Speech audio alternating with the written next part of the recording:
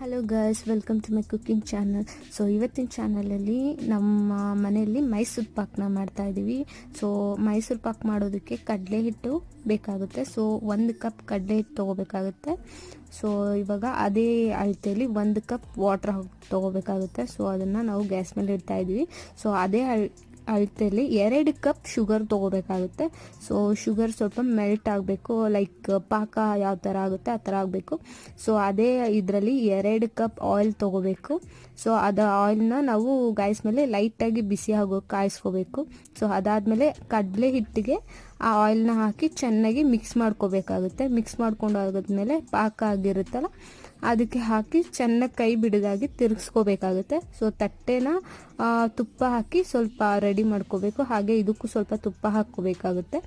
So ನೋಡಿ, ತಟ್ಟೆ ತುಪ್ಪ ಹಾಕಿ ಇದು ಮಾಡ್ಕೊಂಡಿದ್ವಿ. ಸೊ ಈ ಥರ ಗಟ್ಟಿ ಕನ್ಸಿಸ್ಟೆಂಟ್ ಬಂದಾದಮೇಲೆ